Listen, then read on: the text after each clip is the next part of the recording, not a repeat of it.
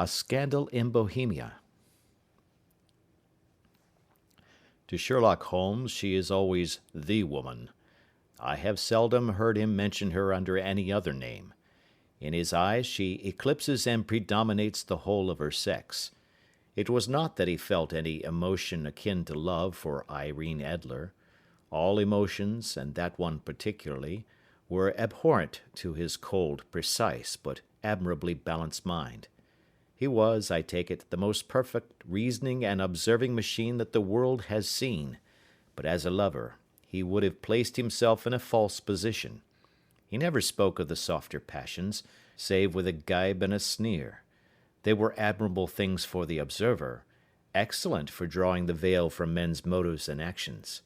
But for the trained reasoner to admit such intrusions into his own delicate and finely adjusted temperament was to introduce a distracting factor which might throw a doubt upon all his mental results. Grit in a sensitive instrument, or a crack in one of his own high-power lenses, would not be more disturbing than a strong emotion in a nature such as his. And yet there was but one woman to him, and that woman was the late Irene Adler, of dubious and questionable memory. I had seen little of Holmes lately. My marriage had drifted us away from each other. My own complete happiness, and the home-centered interests which rise up around the man who first finds himself master of his own establishment, was sufficient to absorb all my attention, while Holmes, who loathed every form of society with his whole Bohemian soul, remained in our lodgings in Baker Street, buried among his old books, and alternating from week to week between cocaine and ambition, the drowsiness of the drug, and the fierce energy of his own keen nature. He was still, as ever, deeply attracted by the study of crime, and occupied his immense faculties and extraordinary powers of observation in following out those clues and clearing up those mysteries which had been abandoned as hopeless by the official police. From time to time I heard some vague account of his doings, of his summons to Odessa in the case of the Trepoff murder, of his clearing up of the singular tragedy of the Atkinson brothers at Trincomalee, and finally of the mission which he had accomplished so delicately and successfully for the reigning family of Holland. Beyond these signs of his activity, however, which I merely shared with all the readers of the daily press, I knew little of my former friend and companion. One night, it was on the 20th of March, 1888, I was returning from a journey to a patient, for I had now returned to civil practice, when my way led me through Baker Street. As I passed the well-remembered door, which must always be associated in my mind with my wooing and with the dark incidents of the study in scarlet, I was seized with a keen desire to see Holmes again, and to know how he was employing his extraordinary powers. His rooms were brilliantly lit, and even as I looked up, I saw his tall, spare figure pass twice in a dark silhouette against the blind. He was pacing the room swiftly, eagerly, with his head sunk upon his chest and his hands clasped behind him. To me, who knew his every mood and habit, his attitude and manner told their own story. He was at work again. He had risen out of his drug-created dreams and was hot upon the scent of some new problem. I rang the bell, and was shown up to the chamber which had formerly been in part my own. His manner was not effusive, it seldom was, but he was glad, I think, to see me. With hardly a word spoken, but with a kindly eye, he waved me to an armchair, threw across his case of cigars, and indicated a spirit case and a gasogene in the corner. Then he stood before the fire and looked me over in his singular introspective fashion. "Wedlock suits you," he remarked. "I think, Watson, that you have put on 7½ pounds since I saw you." "7," I answered. "Indeed, I should have thought a little more. Just a trifle more, I fancy, Watson. And in practice again, I observe. You did not tell me that you intended to go into harness." "Then how do you know?" "I see it, I deduce it. How do I know that you have been getting yourself very wet lately, and that you have a most clumsy and careless servant girl?" "My dear Holmes," said I, "this is too much. You would certainly have been burned had you lived a few centuries ago. It is true that I had a country walk on Thursday and came home in a dreadful mess, but as I have changed my clothes, I can't imagine how you deduce it. As to Mary Jane, she is incorrigible, and my wife has given her notice, but there again, I fail to see how you work it out." He chuckled to himself and rubbed his long, nervous hands together. "It is simplicity itself," said he. "My eyes tell me that on the inside of your left shoe, just where the firelight strikes it, the leather is scored by 6 almost parallel cuts. Obviously, they have been caused by someone who has very carelessly scraped round the edges of the sole in order to remove crusted mud from it. Hence, you see, my double deduction that you have been out in vile weather, and that you had a particularly malignant boot-slitting specimen of the London slavey. As to your practice, if a gentleman walks into my rooms smelling of iodoform, with a black mark of nitrate of silver upon his right forefinger, and a bulge on the right side of his top hat, to show where he has secreted his stethoscope, I must be dull indeed, if I do not pronounce him to be an active member of the medical profession." I could not help laughing at the ease with which he explained his process of deduction. "When I hear you give your reasons," I remarked, "the thing always appears to me to be so ridiculously simple that I could easily do it myself, though at each successive instance of your reasoning I am baffled until you explain your process. And yet I believe that my eyes are as good as yours." "Quite so," he answered, lighting a cigarette, and throwing himself down into an armchair. "You see, but you do not observe. The distinction is clear. For example, you have frequently seen the steps which lead up from the hall to this room." "Frequently." "How often?" "Well, some hundreds of times." "Then how many are there?" "How many?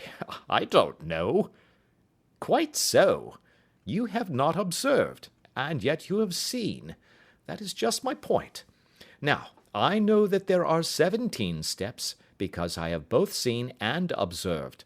By the way, since you are interested in these little problems, and since you are good enough to chronicle one or two of my trifling experiences, you may be interested in this."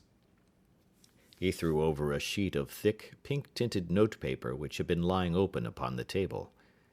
"It came by the last post," said he. "Read it aloud."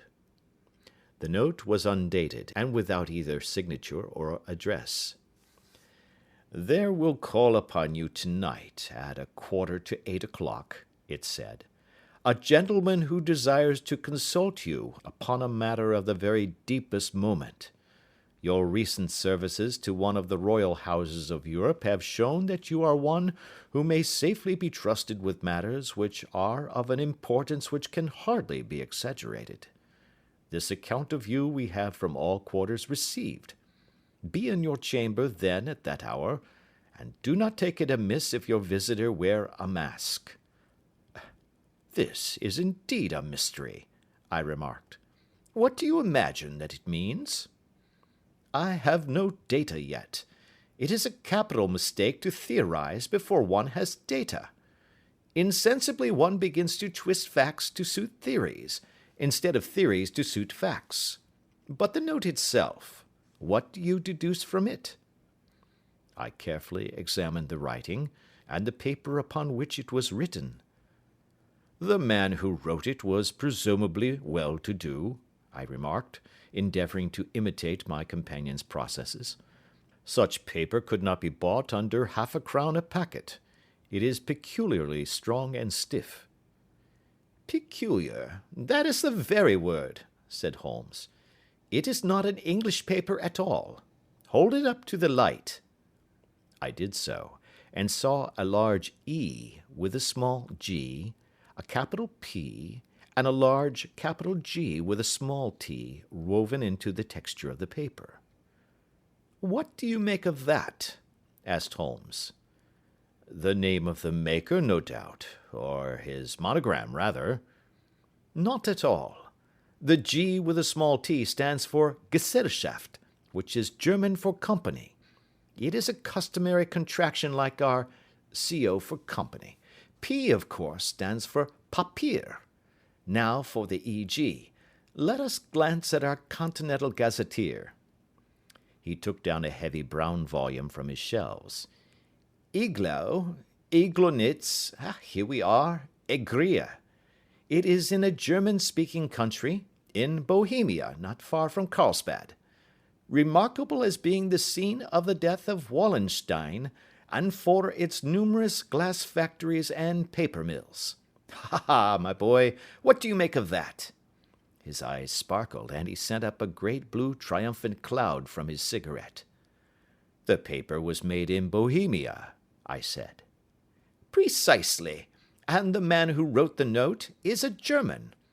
Do you note the peculiar construction of the sentence? 'This account of you we have from all quarters received'? A Frenchman or Russian could not have written that. It is the German who is so uncourteous to his verbs.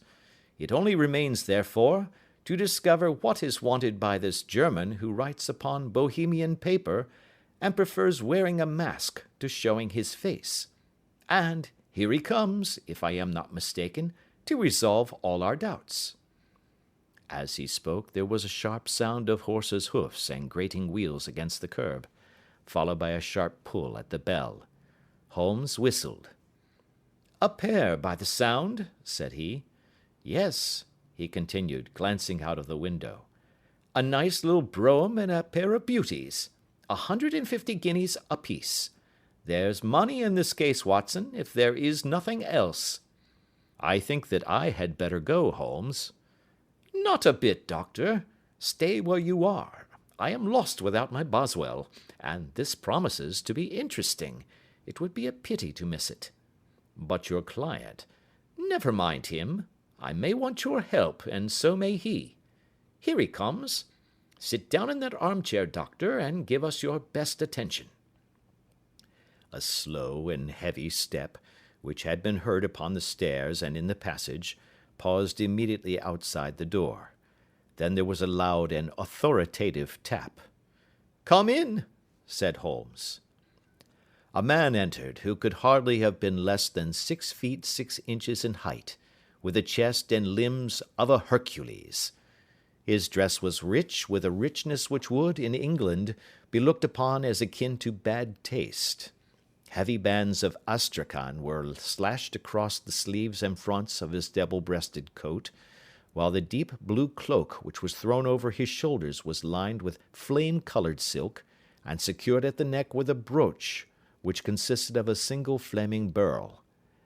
Boots, which extended halfway up his calves, and which were trimmed at the tops with rich brown fur, completed the impression of barbaric opulence which was suggested by his whole appearance. He carried a broad-brimmed hat in his hand, while he wore across the upper part of his face, extending down past the cheekbones, a black vizard mask, which he had apparently adjusted that very moment, for his hand was still raised to it as he entered. From the lower part of the face he appeared to be a man of strong character, with a thick, hanging lip, and a long, straight chin suggestive of resolution pushed to the length of obstinacy. "You had my note?"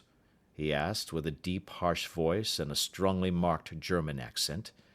"I told you that I would call." He looked from one to the other of us, as if uncertain which to address.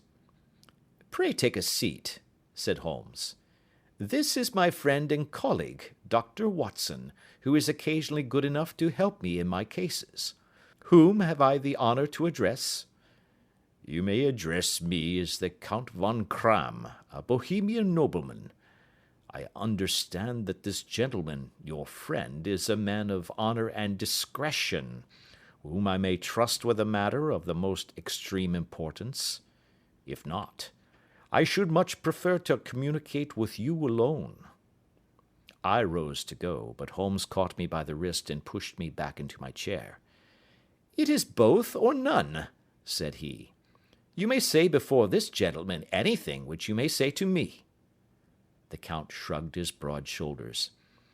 "Then I must begin," said he, "by binding you both to absolute secrecy for 2 years.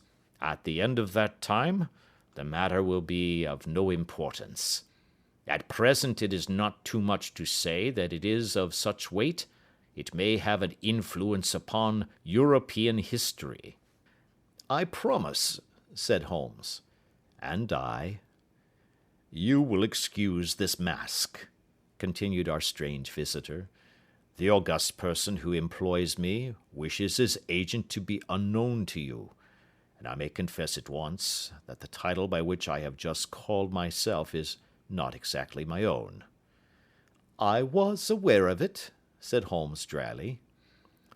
"The circumstances are of great delicacy, and every precaution has to be taken to quench what might grow to be an immense scandal and seriously compromise one of the reigning families of Europe. To speak plainly, the matter implicates the great house of Ormstein, hereditary kings of Bohemia." "I was also aware of that," murmured Holmes, settling himself down in his armchair and closing his eyes. Our visitor glanced with some apparent surprise at the languid, lounging figure of the man who had been no doubt depicted to him as the most incisive reasoner and most energetic agent in Europe. Holmes slowly reopened his eyes and looked impatiently at his gigantic client. "If your Majesty would condescend to state your case," he remarked, "I should be better able to advise you." The man sprang from his chair and paced up and down the room in uncontrollable agitation. Then, with a gesture of desperation, he tore the mask from his face and hurled it upon the ground. "You are right," he cried. "I am the king. Why should I attempt to conceal it?" "Why, indeed?" murmured Holmes. "Your Majesty had not spoken before I was aware that I was addressing Wilhelm Gottschalk Sigmunds von Ormstein, Grand Duke of Cassel-Felstein, and hereditary King of Bohemia." "But you can understand," said our strange visitor, sitting down once more and passing his hand over his high white forehead, "you can understand that I am not accustomed to doing such business in my own person. Yet the matter was so delicate that I could not confide it to an agent without putting myself in his power. I have come incognito from Prague for the purpose of consulting you." "Then pray consult," said Holmes, shutting his eyes once more. "The facts are briefly these. Some 5 years ago, during a lengthy visit to Warsaw, I made the acquaintance of the well-known adventuress Irene Adler. The name is no doubt familiar to you." "Kindly look her up in my index, Doctor," murmured Holmes without opening his eyes. For many years he had adopted a system of docketing all paragraphs concerning men and things, so that it was difficult to name a subject or a person on which he could not at once furnish information. In this case I found her biography sandwiched in between that of a Hebrew rabbi and that of a staff commander who had written a monograph upon the deep-sea fishes. "Let me see," said Holmes. Born in New Jersey in the year 1858. Contralto. La Scala. Prima donna Imperial Opera of Warsaw. Yes. Retired from operatic stage. Living in London. Quite so. Your Majesty, as I understand, became entangled with this young person, wrote her some compromising letters, and is now desirous of getting those letters back." "Precisely so. But how?" "Was there a secret marriage?" "None." "No legal papers or certificates?" "None." "Then I failed to follow your Majesty. If this young person should produce her letters for blackmailing or other purposes, how is she to prove their authenticity?" "There is the writing." Pooh, pooh, forgery. My private notepaper. Stolen. My own seal. Imitated. My photograph. Bought. We were both in the photograph. Oh, dear, that is very bad. Your Majesty has indeed committed an indiscretion. I was mad, insane. You have compromised yourself seriously. I was only crown prince then. I was young. I am but 30 now. It must be recovered. We have tried and failed. Your Majesty must pay. It must be bought. She will not sell. Stolen, then. 5 attempts have been made. Twice burglars in my pay ransacked her house. Once we diverted her luggage when she traveled. Twice she has been waylaid. There has been no result. No sign of it? Absolutely none. Holmes laughed. It is quite a pretty little problem, said he. But a very serious one to me, returned the king reproachfully. Very, indeed. And what does she propose to do with the photograph? To ruin me. But how? I am about to be married. So I have heard. To Clotilde Lothman von Saxe-Meiningen, second daughter of the King of Scandinavia. You may know the strict principles of her family. She is herself the very soul of delicacy. A shadow of a doubt as to my conduct would bring the matter to an end. And Irene Adler? Threatens to send them the photograph, and she will do it. I know that she will do it. You do not know her, but she has a soul of steel. She has the face of the most beautiful of women, and the mind of the most resolute of men. Rather than I should marry another woman, there are no lengths to which she would not go. None. You are sure that she has not sent it yet? I am sure. And why? Because she has said that she would send it on the day when the betrothal was publicly proclaimed. That will be next Monday. Oh, then we have 3 days yet, said Holmes with a yawn. That is very fortunate, as I have 1 or 2 matters of importance to look into just at present. Your Majesty will, of course, stay in London for the present? Certainly. You will find me at the Langham under the name of the Count von Kram. Then I shall drop you a line to let you know how we progress. Pray do so. I shall be all anxiety.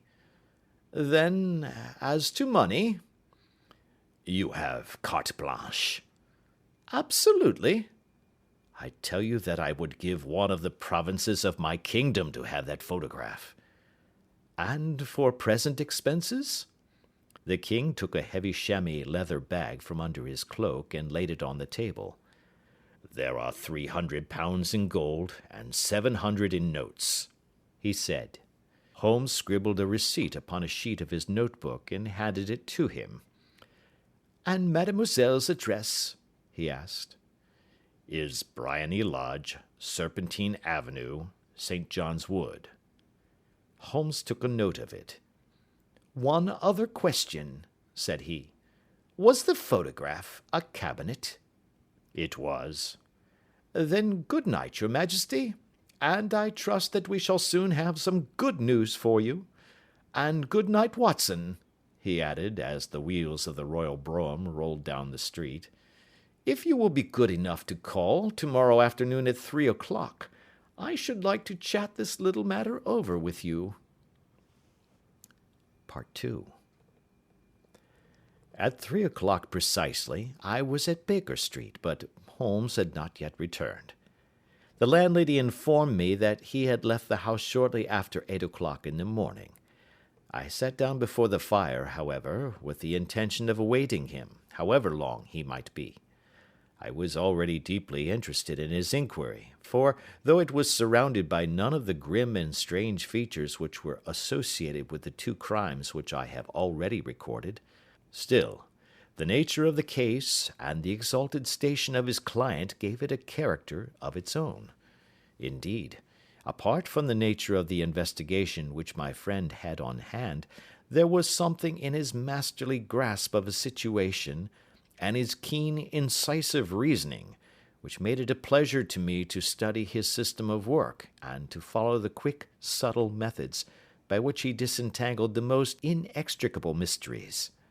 So accustomed was I to his invariable success that the very possibility of his failing had ceased to enter into my head. It was close upon 4 before the door opened, and a drunken-looking groom, ill-kempt and side-whiskered, with an inflamed face and disreputable clothes, walked into the room. Accustomed as I was to my friend's amazing powers in the use of disguises, I had to look 3 times before I was certain that it was indeed he. With a nod he vanished into the bedroom, whence he emerged in 5 minutes, tweed-suited and respectable as of old. Putting his hands into his pockets, he stretched out his legs in front of the fire and laughed heartily for some minutes. "Well, really," he cried, and then he choked and laughed again until he was obliged to lie back, limp and helpless, in the chair. "What is it?" "It's quite too funny. I am sure you could never guess how I employed my morning, or what I ended by doing." "I can't imagine. I suppose that you must have been watching the habits and perhaps the house of Miss Irene Adler?" "Quite so, but the sequel was rather unusual. I will tell you, however. I left the house a little after 8 o'clock this morning in the character of a groom out of work. There is a wonderful sympathy and freemasonry among horsey men. Be one of them, and you will know all that there is to know. I soon found Briony Lodge. It is a bijou villa with a garden at the back, but built out in front right up to the road, 2 stories. Chubb lock to the door. Large sitting room on the right side, well furnished, with long windows almost to the floor, and those preposterous English window fasteners which a child could open. Behind there was nothing remarkable, save that the passage window could be reached from the top of the coach-house. I walked round it and examined it closely from every point of view, but without noting anything of interest. I then lounged down the street and found, as I expected, that there was a mews in a lane which runs down by one wall of the garden. I lent the ostlers a hand in rubbing down their horses, and received in exchange 2d, a glass of half and half, 2 fills of shag tobacco, and as much information as I could desire about Miss Adler, to say nothing of half a dozen other people in the neighbourhood, in whom I was not in the least interested, but whose biographies I was compelled to listen to. "And what of Irene Adler?" I asked. "Oh, she has turned all the men's head down in that part. She is the daintiest thing under a bonnet on this planet. So say the Serpentine Mews to a man. She lives quietly, sings at concerts, drives out at 5 every day, and returns at 7 sharp for dinner. Seldom goes out at other times except when she sings. Has only 1 male visitor, but a good deal of him. He is dark, handsome, and dashing, never calls less than once a day, and often twice. He is a Mr. Godfrey Norton, of the Inner Temple. See the advantages of a cabman as a confidant. They had driven him home a dozen times from Serpentine Mews, and knew all about him. When I had listened to all they had to tell, I began to walk up and down near Briony Lodge once more, and to think over my plan of campaign. This Godfrey Norton was evidently an important factor in the matter. He was a lawyer. That sounded ominous. What was the relation between them, and what the object of his repeated visits? Was she his client, his friend, or his mistress? If the former, she had probably transferred the photograph to his keeping. If the latter, it was less likely. On the issue of this question depended whether I should continue my work at Briony Lodge, or turn my attention to the gentlemen's chambers in the Temple. It was a delicate point, and it widened the field of my inquiry. I fear that I bore you with these details, but I have to let you see my little difficulties if you are to understand the situation. I am following you closely, I answered. I was still balancing the matter in my mind when a hansom cab drove up to Briony Lodge, and a gentleman sprang out. He was a remarkably handsome man, dark, aquiline, and moustached, evidently the man of whom I had heard. He appeared to be in a great hurry, shouted to the cabman to wait, and brushed past the maid who opened the door with the air of a man who was thoroughly at home. He was in the house about half an hour, and I could catch glimpses of him in the windows of the sitting-room, pacing up and down, talking excitedly, and waving his arms. Of her I could see nothing. Presently he emerged, looking even more flurried than before.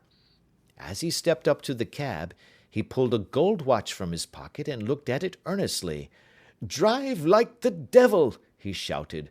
"First to Gross and Hankey's in Regent Street, and then to the Church of St. Monica in the Edgware Road. Half a guinea if you do it in 20 minutes.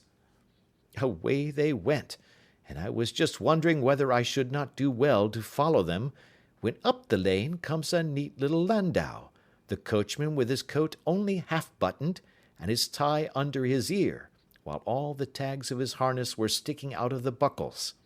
It hadn't pulled up before she shot out of the hall door and into it. I only caught a glimpse of her at the moment, but she was a lovely woman, with a face that a man might die for. "The Church of St. Monica, John," she cried, "and half a sovereign if you reach it in 20 minutes. This was quite too good to lose, Watson. I was just balancing whether I should run for it, or whether I should perch behind her landau, when a cab came through the street. The driver looked twice at such a shabby fare, but I jumped in before he could object. "The Church of St. Monica," said I, "and half a sovereign if you reach it in 20 minutes.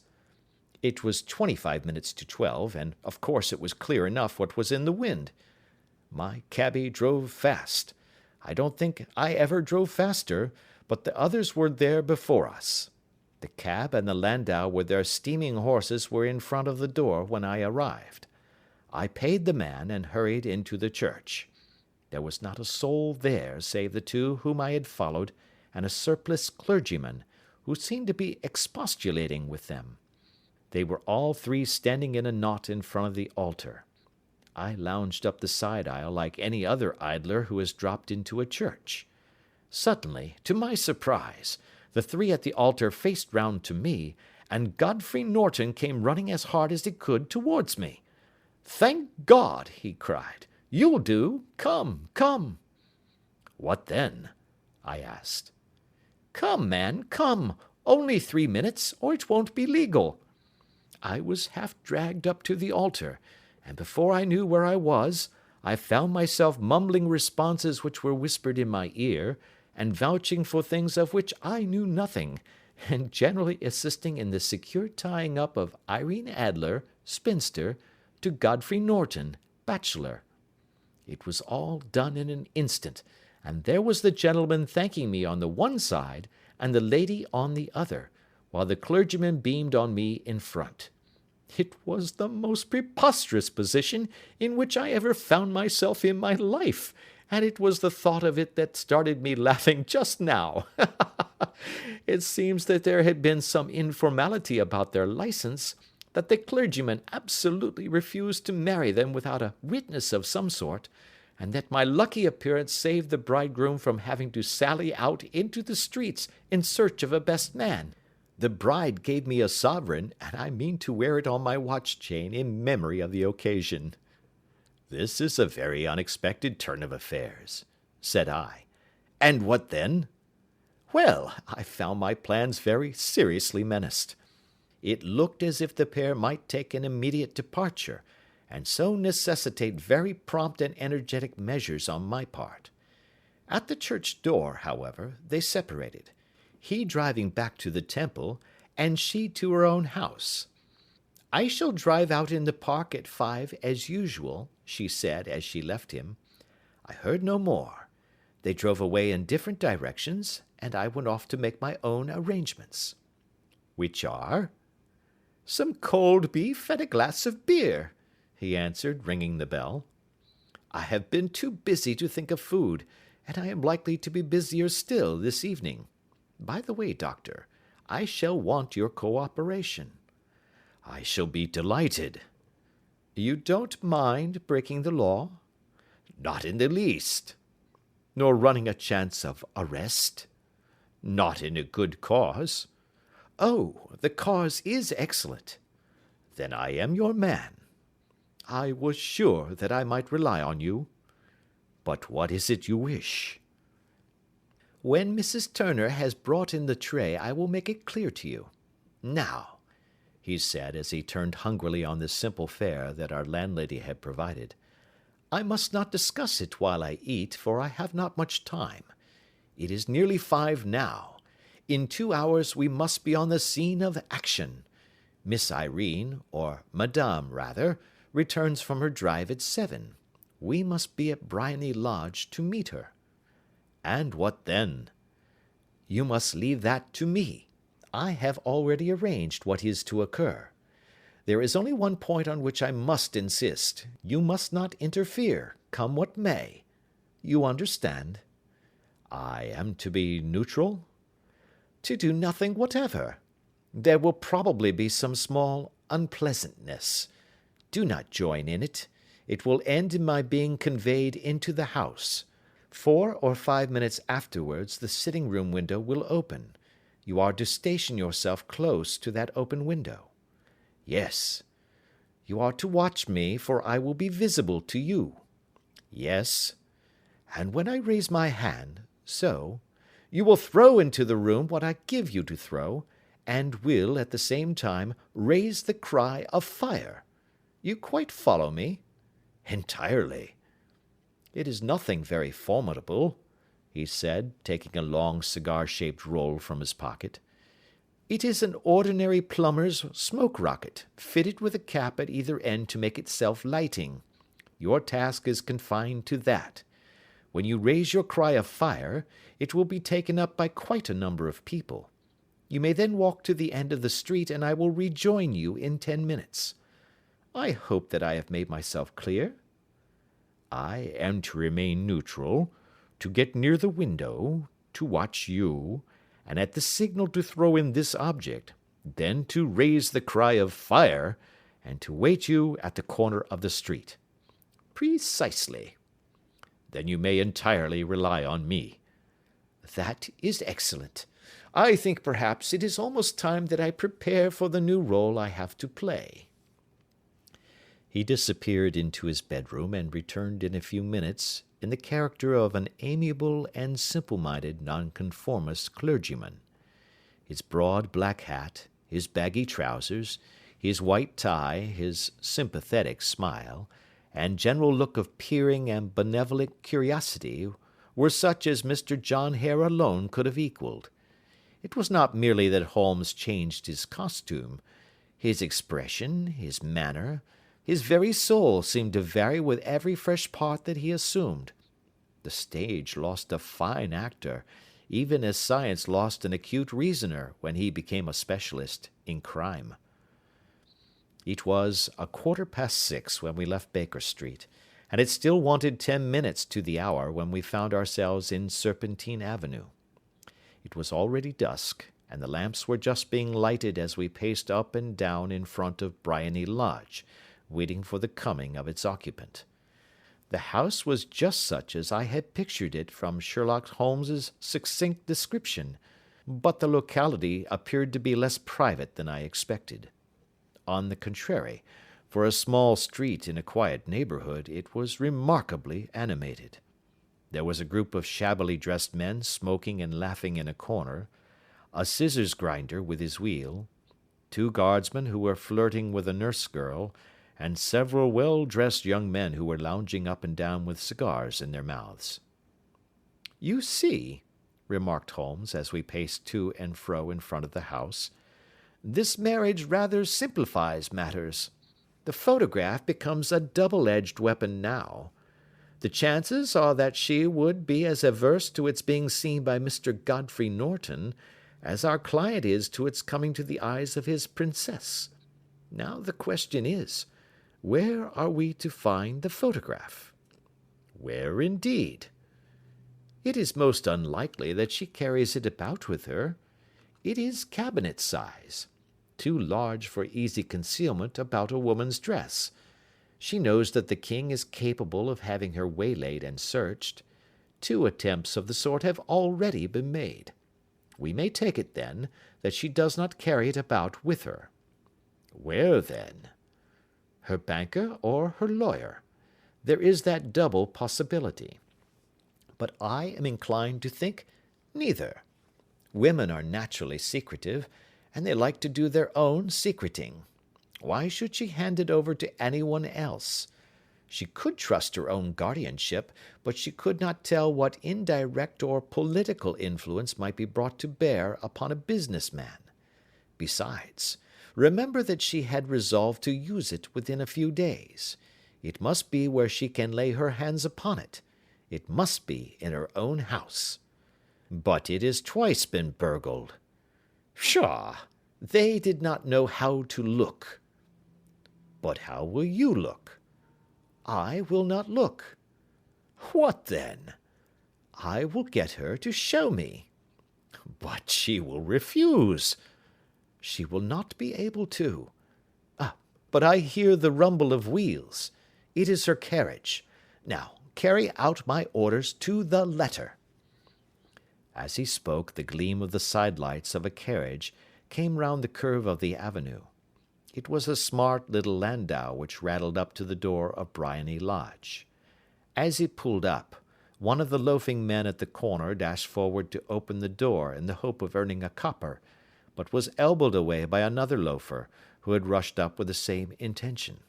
A fierce quarrel broke out, which was increased by the 2 guardsmen, who took sides with one of the loungers, and by the scissors grinder, who was equally hot upon the other side. A blow was struck, and in an instant the lady, who had stepped from her carriage, was the centre of a little knot of flushed and struggling men, who struck savagely at each other with their fists and sticks. Holmes dashed into the crowd to protect the lady, but, just as he reached her, he gave a cry and dropped to the ground, with the blood running freely down his face.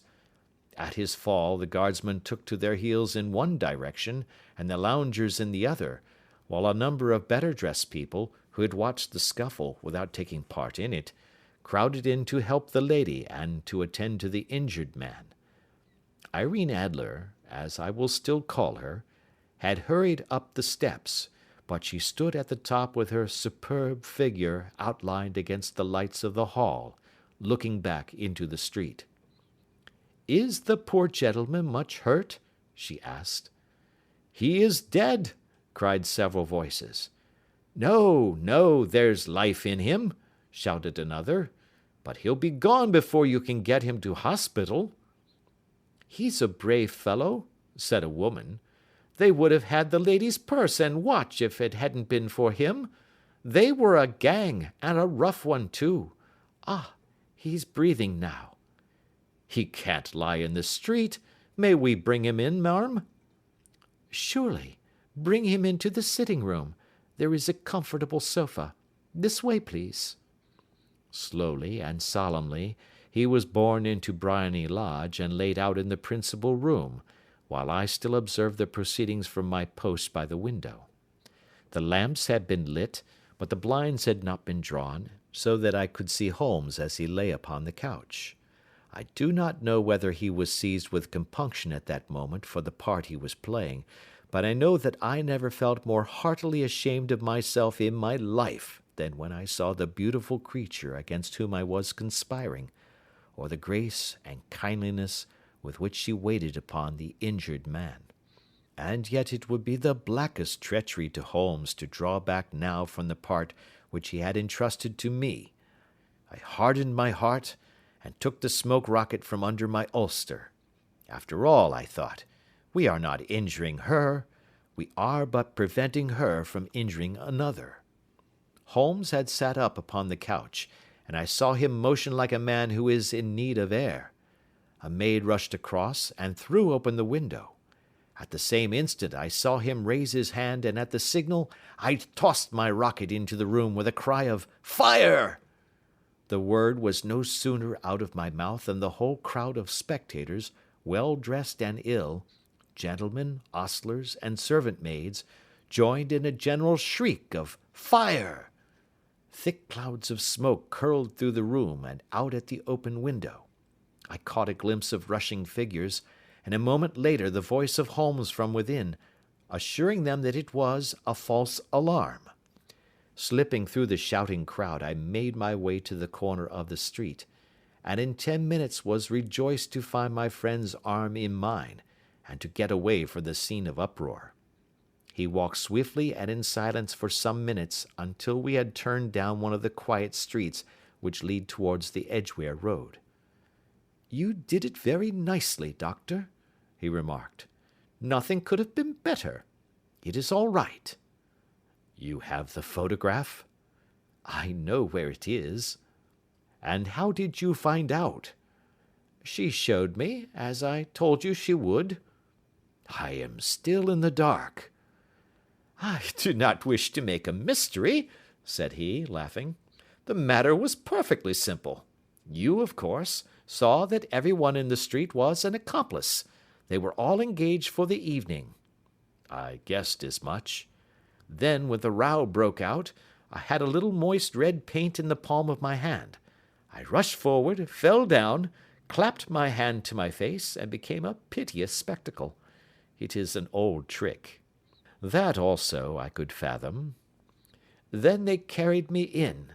She was bound to have me in. What else could she do? And into her sitting room, which was the very room which I suspected. It lay between that and her bedroom, and I was determined to see which. They laid me on a couch. I motioned for air. They were compelled to open the window, and you had your chance." "How did that help you?" "It was all important. When a woman thinks that her house is on fire, her instinct is at once to rush to the thing which she values most. It is a perfectly overpowering impulse, and I have more than once taken advantage of it. In the case of the Darlington substitution scandal it was of use to me, and also in the Arnsworth Castle business. A married woman grabs at her baby, an unmarried one reaches for her jewel box. Now it was clear to me that Our Lady of today had nothing in the house more precious to her than what we are in quest of. She would rush to secure it. The alarm of fire was admirably done. The smoke and shouting were enough to shake nerves of steel. She responded beautifully. The photograph is in a recess behind a sliding panel just above the right bell-pull. She was there in an instant, and I caught a glimpse of it as she half drew it out. When I cried out that it was a false alarm, she replaced it, glanced at the rocket, rushed from the room, and I have not seen her since. I rose, and making my excuses, escaped from the house. I hesitated whether to attempt to secure the photograph at once, but the coachman had come in, and as he was watching me narrowly, it seemed safer to wait. A little over-precipitance may ruin all. "And now?" I asked. "Our quest is practically finished. I shall call with the king tomorrow, and with you, if you care to come with us. We will be shown into the sitting-room to wait for the lady, but it is probable that when she comes, she may find neither of us nor the photograph. It might be a satisfaction to his majesty to regain it with his own hands." "And when will you call?" "At 8 in the morning. She will not be up, so that we shall have a clear field. Besides, we must be prompt, for this marriage may mean a complete change in her life and habits. I must wire to the king without delay." We had reached Baker Street, and had stopped at the door. He was searching his pockets for the key when someone passing said, "Good night, Mr. Sherlock Holmes." There were several people on the pavement at the time, but the greeting appeared to come from a slim youth in an ulster who had hurried by. "I've heard that voice before," said Holmes, staring down the dimly lit street. "Now, I wonder who the deuce that could have been." Part 3. I slept at Baker Street that night, and we were engaged upon our toast and coffee in the morning, when the King of Bohemia rushed into the room. "You have really got it?" he cried, grasping Sherlock Holmes by either shoulder, and looking eagerly into his face. "Not yet." "But you have hopes?" "I have hopes." "Then come, I am all impatience to be gone." "We must have a cab." "No, my brougham is waiting."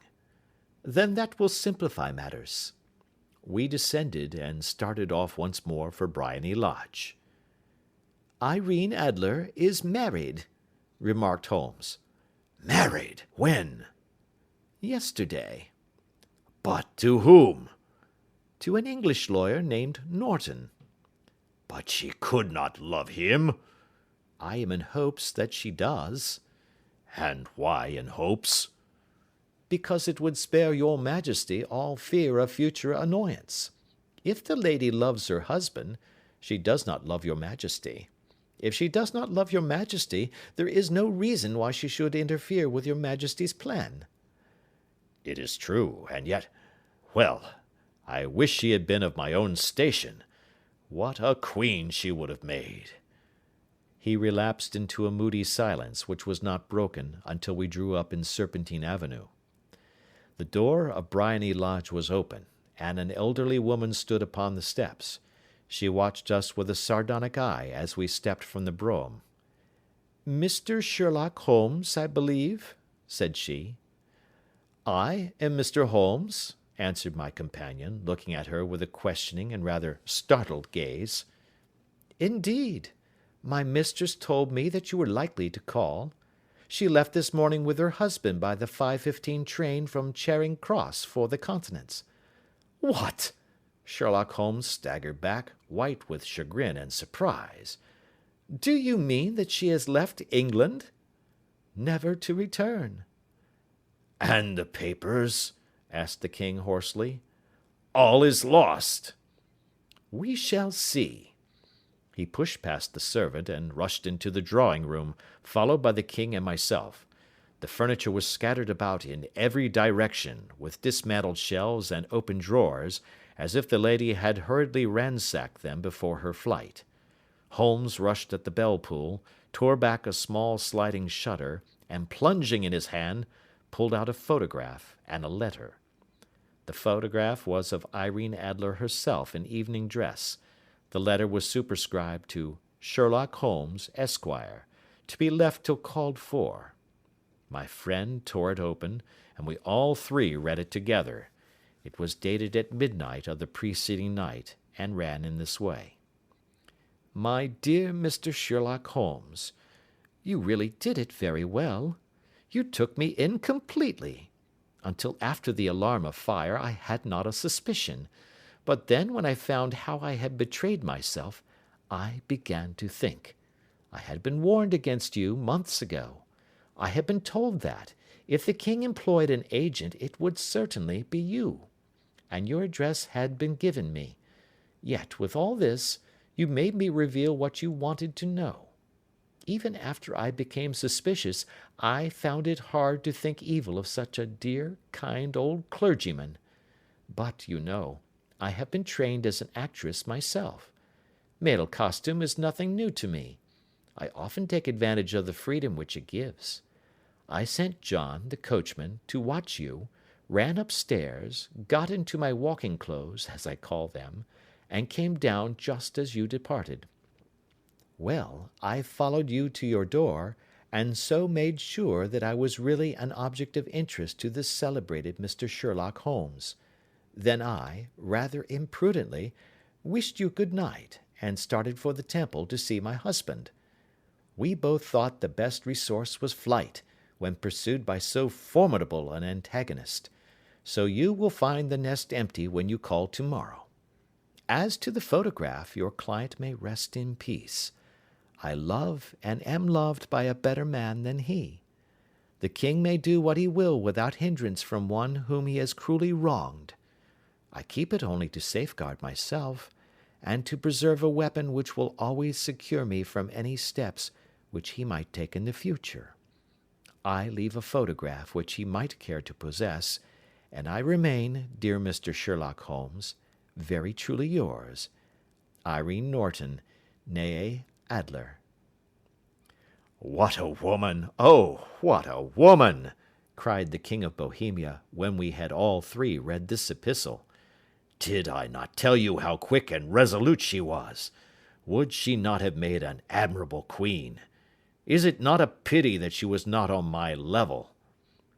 From what I have seen of the lady, she seems indeed to be on a very different level to your Majesty, said Holmes coldly.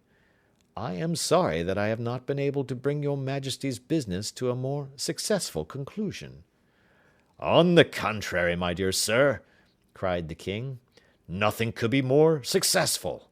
I know that her word is inviolate. The photograph is now as safe as if it were in the fire. I am glad to hear your Majesty say so. I am immensely indebted to you. Pray tell me in what way I can reward you. This ring—" He slipped an emerald snake ring from his finger and held it out upon the palm of his hand. Your Majesty has something which I should value even more highly, said Holmes. You have but to name it. This photograph. The king stared in amazement. Irene's photograph, he cried. Certainly, if you wish it. I thank your Majesty. Then there is no more to be done in the matter. I have the honor to wish you a very good morning.